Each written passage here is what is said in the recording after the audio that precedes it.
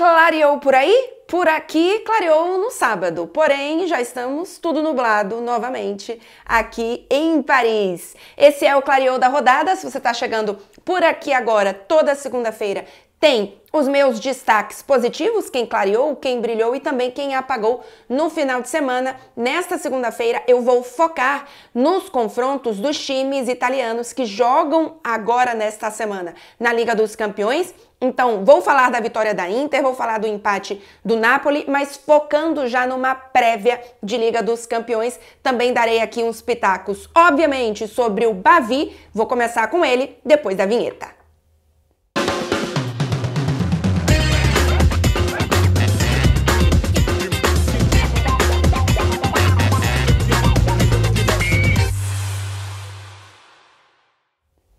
Muito bem, vou começar falando do Bavi, depois eu vou para futebol italiano.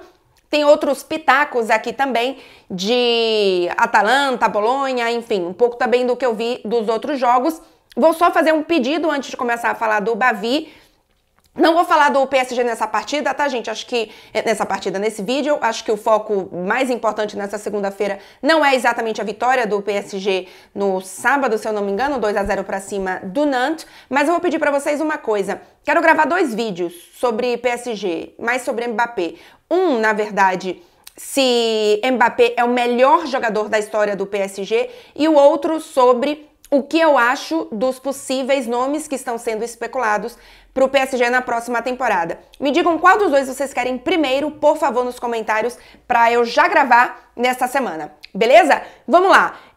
Assistir o Bavi aqui foi às 8 da noite daqui, então agradeço pelo horário. Muitas vezes eu não consigo assistir os jogos do Bahia porque são às 2h30, às 2 da manhã, 1h30 da manhã, então realmente tendo... Obviamente que trabalhar no dia seguinte em horário normal aqui, ainda que eu trabalhe muitas vezes no horário do Brasil, já que obviamente trabalho para uma TV brasileira, é muito difícil. Então, agradeci que este Bavi do Campeonato Baiano foi às 8 horas da noite aqui. Um recado, gente, eu recebi algumas mensagens assim de torcedores do Vitória, revoltadíssimos, me chamando de... não profissional, porque eu disse que eu não ia assistir os jogos do Vitória e que quando eu comentasse aqui, em especial, por exemplo, o Bavi, eu iria focar no Bahia e não no Vitória. Gente, primeiro que assim, pro Vitória não muda nada, tá? Se eu comento o Vitória ou se eu não comento o Vitória, vamos combinar. A segunda coisa é, gente, eu não moro no Brasil, eu não sou jornalista de futebol brasileiro, eu acompanho as atualidades do futebol brasileiro e jogadores específicos por conta do meu trabalho como correspondente. Hoje em Paris, mas fazendo um trabalho muitas vezes de comentarista na Europa. Eu não acompanho o dia a dia nem do Bahia, nem do Vitória, nem de nenhum time do futebol brasileiro. Eu acompanho o que eu preciso para me manter atualizada dentro do meu trabalho, que é no futebol europeu. Então, quando eu comento Bahia, e eu já falei isso aqui algumas vezes para vocês, eu comento muito mais como uma torcedora que vê de fora o Bahia, que sim, trabalha com futebol, mas que vê de fora o Bahia, do que como uma setorista do Bahia, como um comentarista de futebol brasileiro. Então eu não vou assistir os jogos do Vitória, porque os jogos do Vitória não fazem parte do meu trabalho e não me interessam como torcedora. O que me interessa são os jogos do Bahia. Então, feito esse recado, vamos lá. Foram 2 tempos bem diferentes do Bavi. O Bahia, obviamente, perdeu para o Vitória por 3-2, mas um primeiro tempo em que eu vi algumas pessoas falando em equilibrado. Eu não acho que o primeiro tempo já foi equilibrado, tá? Eu acho que no primeiro tempo o Vitória já foi melhor do que o Bahia, em especial na estratégia de jogo, em termos de controlar o que ele queria de jogo. Só que o Bahia, e eu já falei isso aqui algumas vezes, subiu de nível, subiu de prateleira na qualidade dos seus jogadores. Então o Bahia conseguiu fazer o 2-1, porque o Vitória saiu do 1-0 logo no início do jogo, porque tem uma qualidade técnica muito grande de alguns jogadores que chegaram, mas não achei que foi exatamente um primeiro tempo assim equilibrado, como eu vi em alguns momentos, e eu acho que foi um primeiro tempo que representa quase que o contrário do que a gente viu em diversos jogos do Campeonato Brasileiro, que era o do ano passado, que era o Bahia jogar bem, muitas vezes controlar o jogo, ter inúmeras chances de gol e sair com a derrota ou com o empate. E nesses 45 minutos do Bavi, achei que foi exatamente o contrário. Foi um Bahia que não jogou bem, mas que na hora de definir teve qualidade para isso. Eu acredito que, obviamente, o equilíbrio entre essas duas coisas, não é equilíbrio não, essas duas coisas funcionando muito bem, né? Você jogar bem, você criar muitas oportunidades e você também ter a qualidade para definição é o que faz, no fim das contas, um time ter sucesso, né? Não dá para contar só com a sorte e não dá para contar só com a qualidade, né? Nem só com jogar bem e não vencer. O que adianta fazer um monte de jogo lindo, maravilhoso e não vencer? Então, o desafio é esse, acho que não tem nenhum mistério nisso aí. O segundo tempo foi realmente muito diferente do primeiro tempo, porque no segundo tempo o Bahia não entrou em campo. Assim, o Vitória entrou com outra mentalidade, com uma inteligência tática e uma estratégia muito melhor, assim, percebendo que o lado esquerdo do Bahia era o fraco e conseguindo explorar isso, mereceu a vitória. O Bahia, assim, o segundo tempo do Bahia é triste, viu? É triste. Foi um segundo tempo de um time só. Acho que o Rogério errou não só na estratégia e na criação de ambiente para esse jogo, porque, querendo ou não, é um clássico. Eu acho que os jogadores do Bahia entraram com outro clima em relação aos jogadores do Vitória, mas errou também nas modificações. Então, por exemplo, eu jamais teria tirado o Tassiano do jogo. Então, enfim, tem outras opções aí, repito para vocês, eu não vou entrar em tantos detalhes de análise de Bahia aqui, porque eu não assisto todos os jogos do Bahia, tá? Nessa temporada. Vou fazer mais vídeos do Bahia aqui, mas repito, como uma torcedora, mas que também trabalha com futebol. No fim das contas, o Bahia acabou dando muito espaço na defesa em diversos momentos, além da postura completamente equivocada e morta no segundo tempo. Uma noite infeliz também do Adriel. Vamos ver como que o Bahia agora se comporta para o jogo de quarta-feira. Tem Copa do Brasil, que eu acho que é um título que o Bahia deveria colocar como uma possibilidade. É uma possibilidade de que, nossa, o Bahia é favorito para vencer a Copa do Brasil? Não, mas é um título que pode ser viável, já que é mata-mata, já que não precisa tanto da constância de o futebol brasileiro. Eu sei que o torcedor do Bahia mais desesperado, enfim, tá achando que foi tudo horrível e que, enfim, que o time não vai dar certo. Eu sei que é um clássico e eu confesso que eu não vivo o dia a dia de Bahia e Vitória no sentido como torcedora, né? Eu não vivo em Salvador, eu não convivo aqui com torcedores do Bahia, com torcedores do Vitória. Então, pra mim, a derrota talvez incomode menos no sentido de que achar que é terra arrasada, tá? Não é terra arrasada, gente. Eu não posso garantir aqui que o Bahia vai tirar lições dessa partida, mas pode tirar lições dessa partida e pra mim continua sendo um time em formação que vai ter erros. Rogério Ceni também vai ter erros. Enfim, e é torcer que sim, se tire lições dessa partida e que o Bahia evolua, porque eu continuo achando que qualidade técnica o Bahia tem, não só mais do que o Vitória, tá? Mesmo tendo perdido o jogo, futebol é assim e tá tudo bem, como para pensar mais alto no futebol brasileiro, no Campeonato Brasileiro, enfim, competições brasileiras. Vamos agora para a Liga dos Campeões. Atenção, se você tá aí e ainda não deixou o seu like, deixa, que não custa nada e super me ajuda. Confere se você tá inscrito no canal. A galera assiste e esquece de se inscrever no canal e comentários, hein? Sobre aquele pedido que eu pedi no início e também aqui o que vocês acharam do Bavi, se vocês são torcedores, em especial aqui do Bahia ou do Vitória, mas se você assistiu o clássico e quer falar sobre ele também agradeço aqui seu comentário. Vamos agora para Inter 4-0 Salernitana. É verdade que é um adversário bastante mais fraco do que outros potenciais adversários que a própria Inter já pegou, mas foi uma vitória absolutamente tranquila, poderia ter sido mais gols, conseguiu poupar já no segundo tempo, o que é importante, e obviamente tem uma grande folga na tabela. Ainda que o Inzaghi tenha falado hoje na coletiva de imprensa, né, antes do jogo contra o Atlético de Madrid, jogo de terça-feira, tudo na HBO Max, tá? E também TNT. Não sei se esse jogo é TNT, mas todos os jogos na HBO Max e um jogo na TNT e outro jogo na Space. Ele disse que, olha, há 20 dias a gente estava a -1 da Juventus. Agora a gente tá 12 pontos com um jogo a menos, acho que é isso. Mas tudo pode mudar, porque há pouco tempo a situação era bem diferente. Então eu entendo que ele fale assim, mas existe uma gordura aí, são 63 para 9 pontos, gente, desculpa, mais o jogo a menos que a Inter tem. Dá uma gordura para a Internazionale conseguir também revezar um pouco mais no campeonato italiano e não na Liga dos Campeões, como ela fez na primeira fase. Claro que agora é mata-mata, então existe, obviamente, aí um foco importante na partida de Liga dos Campeões. O Inzaghi não é nem louco de poupar jogadores, como eu acho que ele errou na fase de grupos. Acho que a Inter poderia ter, mesmo que poupando um pouco mais, um pouco mais não, né? Poupando um pouco menos do que poupou, revezando um pouco menos do que revezou, poderia ter terminado na primeira colocação do grupo. Mas, enfim, foi a opção do Inzaghi. A gente vai ver se vai dar certo a partir de agora.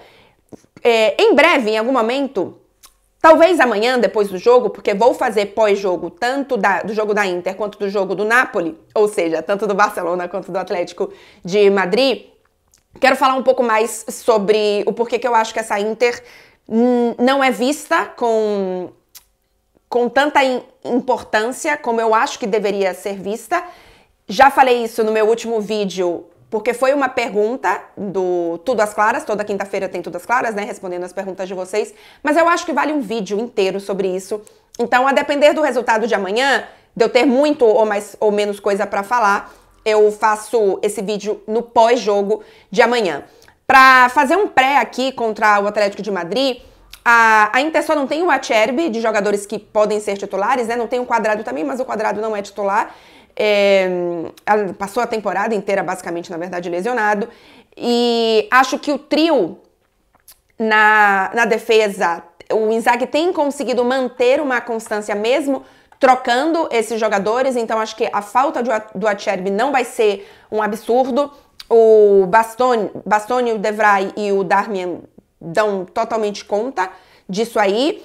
Para mim, a chave da partida é a Internazionale conseguir colocar a intensidade que muitas vezes o Atlético de Madrid nessa temporada sentiu.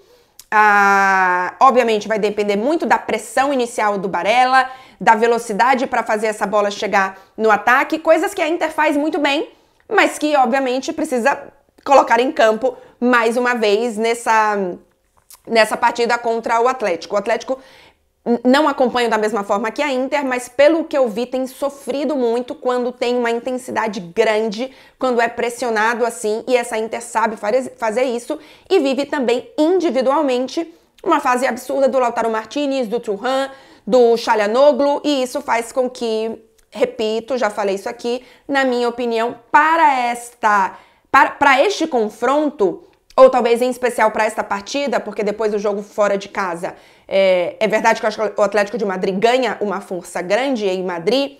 Para mim a Inter é a favorita, o que não significa que vai passar, mas eu confio muito mais nessa Inter. A Inter tem apenas, gente, uma derrota em 90 minutos em toda a temporada.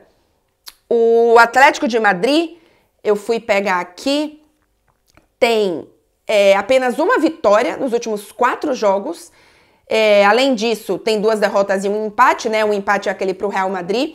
Em 2024 tem 4 derrotas. A Inter, em toda a temporada, tem uma derrota, que foi lá em setembro ainda, em 90 minutos, né? Porque teve a Copa Itália que perdeu pro Bolonha, inclusive. Então, eu confio mais nessa Inter.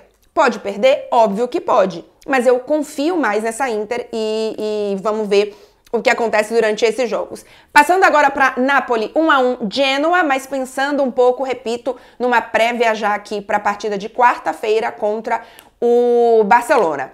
É verdade que o Barcelona vive uma temporada absolutamente irregular, uma espécie de caos administrativa, com um técnico que já avisou que vai sair, com jogador de 16 anos sendo a esperança da equipe. O Barcelona vive um caos, e os jogos do Barcelona são um pouco caos, essa é a verdade. Mas a sensação é que o Napoli fez assim, peraí, o Barcelona é o caos? Hold my beer. O Napoli é um caos, gente. O Napoli é um caos. É um caos mais silencioso, porque as partidas do Napoli não são loucas. O Napoli tem, para vocês terem uma ideia, desde a chegada do Mazzarri, são 16 jogos, se eu não me engano, tem o pior ataque do campeonato italiano. É um time que sofre muito durante as partidas, que não mostra criatividade, que não mostra muitas vezes poder de reação, e é um Napoli tenso nesse momento em termos de administração. O De Laurentiis, presidente do Napoli, para mim é o grande culpado dessa temporada, que é uma temporada muito ruim. Para a gente ter ideia, o Napoli em 2024 tem 8 jogos, são 3 vitórias, 3 derrotas e 2 empates, mas com o Mazzarri, desde a chegada do Mazzarri para o lugar do Rudi Garcia, né, que loucamente chegou para o lugar do Spalletti, tem apenas 5 vitórias em 16 jogos. Então, não é à toa que se fala, talvez quando eu termine de gravar esse vídeo e quando eu coloque esse vídeo no ar, o Calzona já seja o novo técnico do Napoli. Isso mesmo, o Napoli pode demitir o Mazzarri a qualquer momento e a gente pode ter um terceiro técnico na equipe napolitana nessa temporada. Vamos lá, eu acho que a primeira decisão da chegada do Rudi Garcia acaba criando uma bola de neve que faz com que o Napoli saia se atrapalhando e saia cada vez mais errando nas decisões, e isso reflete no time, e aí o Rudi Garcia destruiu o vestiário. Eu tenho essa sensação, mas a gente tem alguns fatos que mostram isso, né? O Rudi Garcia acabou com o vestiário desse Napoli, e aí veio o Mazzarri e acabou com o resto de criatividade e de ousadia que existia esse Napoli. Então, são decisões atrás de decisões que complicaram a vida desse Napoli, mas se o Napoli tomar a decisão de tirar o Mazzarri e colocar o Calzona, já falo sobre ele, para mim é uma decisão correta, ainda que ela seja em cima de diversas decisões erradas. Então, ela continua não sendo maravilhosa, né? Mas para mim seria uma boa decisão. O Calzona, gente, ele é o atual técnico da Eslováquia, que inclusive garantiu vaga, né, para o europeu agora no meio do ano. Ele foi auxiliar do Sarri e ele também foi auxiliar do Spalletti.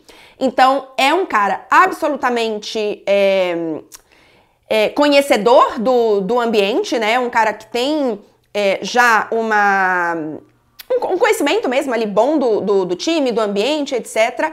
A questão é que ele ainda estaria se liberando de alguns detalhes com a Federação da Eslováquia, mas ele faria um contrato até o meio do ano com as duas, né? Ainda tomando conta da Eslováquia e também do Napoli, e aí no meio do ano ver o que é que acontece. Mas eu acho uma boa. Se fala dele trazendo o Hamsik como auxiliar, e outra coisa importante, o preparador físico do Spalletti, que tem um papel importante neste Napoli. Então, para mim, será uma decisão acertada se isso acontecer. Se não acontecer, eu acho que o Napoli, em algum momento, vai... Assim, se não acontecer agora, né? Porque eu acho que em algum momento vai acontecer, sim, a saída do Mazzarri. E eu acho que o Napoli, do jeito que ele tá, talvez a chegada do Calzona, mesmo sendo 2 dias antes, 1 dia antes do encontro contra o Barcelona, eu acho que pode dar uma movimentada no ambiente, e eu acho que pode trazer um pouco mais de liberdade e confiança para esse Napoli apertar o Barcelona. Porque, com certeza, quem está aqui também segue e é inscrito no canal do Marcelo Beckler e já viu ele falando várias vezes que o Barcelona, se você apertar, você tira alguma coisa. O problema é que este Napoli não aperta. A gente vê um Napoli... Eu não gosto de usar essa palavra porque ela pode parecer um pouco pessoal com um ou outro jogador, e não é o caso, tá? Mas é um time muitas vezes covarde, medroso. Então, a chegada do Calzona talvez dê um ânimo, ainda que, na minha opinião, dificilmente vai conseguir transformar a temporada do Napoli numa grande temporada, mas pode dar uma injeção de ânimo para que esse time, ao menos nesse primeiro jogo que faz em casa e que tem deixado a desejar em casa, o Napoli seja mais corajoso e aproveite essa fragilidade do Barcelona. E aí, quem sabe, com um grande resultado, num jogo louco, depois em Barcelona, possa sonhar com a classificação. Para mim é um jogo mais equilibrado, tá? Dessa fase de oitavas de final. Não acho que Atlético e Inter é tão equilibrado pelos motivos que eu falei. Qual foi o outro mais que tinha de equilibrado? Tem mais um que eu tô... era o PSG e Real Sociedad, que eu já também tinha dito aqui que pra mim não era equilibrado também. O que não significa que o que eu tô dizendo que é favorito possa perder. É futebol, a gente vê isso todas as vezes, não é à toa que o Bayern de Munique era favorito e perdeu pra Lazio. Então, vamos ver o que acontece. Mas, pra mim, é um jogo em que tudo pode acontecer. Pode ser um 1-0 pro Barcelona, pode ser um 3-2 pro Napoli, sei lá. Não consigo ver um caminho muito claro pro que pode acontecer pra essa partida. Só um detalhe, o Calzona, ele tem um lema, digamos assim, que em italiano é La gente paga per vedere 90 minuti, non 2 gol nati da episodi. Que isso quer dizer, as pessoas pagam para ver 90 minutos e não 2 gols que nasceram em episódios isolados. Então, ele tem uma postura de que, olha, vamos pra cima, vamos tentar entreter, vamos tentar jogar bem e não vamos tentar ficar aqui atrás e quem sabe fazer 1-0 numa bola perdida, naquele gol bandido. Ele não é um apreciador do gol bandido. Então, vamos ver se de fato isso vai acontecer. Lembrando que volta o Osimhen, artilheiro do Napoli na temporada passada, é a grande estrela, enfim, que voltou no final de semana. Ele não estava 100%, então ele nem foi relacionado.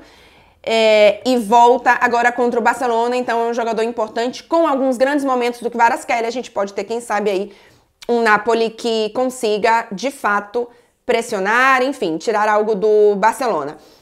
Pra não dizer que eu não falei de Atalanta, confere se você deu like, confere se você tá inscrito no canal. Atenção pra essa Atalanta, hein? Atenção pra essa Atalanta. Nos últimos 13 jogos tem apenas uma derrota, que foi para quem? Para o Bolonha, que neste momento é o quê? O quarto colocado e estaria classificado para a Liga dos Campeões. A Atalanta tem 34 gols marcados nos últimos 13 jogos. O De Ketelaere faz uma grandíssima reta final de temporada. Finalmente ele desembarcou na Itália. Então, é pra gente ficar de olho nessa Atalanta, brigando sim por vaga na Liga dos Campeões. São 6 vitórias consecutivas e não vou me atentar tanto aqui na vitória do Bolonha contra a Lazio, porque o Bolonha já foi assunto em diversos momentos aqui neste canal, mas Bolonha venceu a Lazio de virada com um Zirkzee fazendo uma grandíssima temporada e um grande jogo. Já falei para vocês ficarem de olho nele, porque no meio do ano pode ser que muita gente queira tirar o Zirkzee do Bolonha, assim como o seu Thiago Motta. Então vamos ver o que acontece.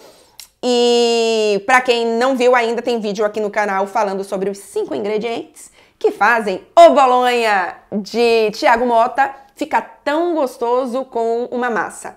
Mentira. Ficar tão bem no campeonato italiano. Juventus decepcionando mais uma vez, hein? 4 jogos sem vitória, complicando a briga pelo título. E o Milan, que teve um choque de realidade, perdendo para o Monza por 4-2.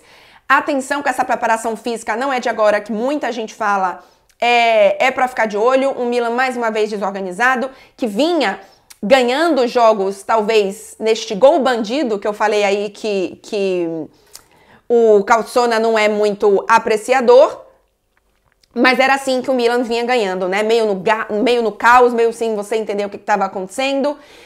Jogadores que não estavam 100% para a partida não entraram em campo, então o Pioli acabou precisando fazer um revezamento ali. Então, mais uma vez, é preciso ficar de olho, preciso entender se pode ser feito algo nessa preparação do Milan, mas vale uma coisa.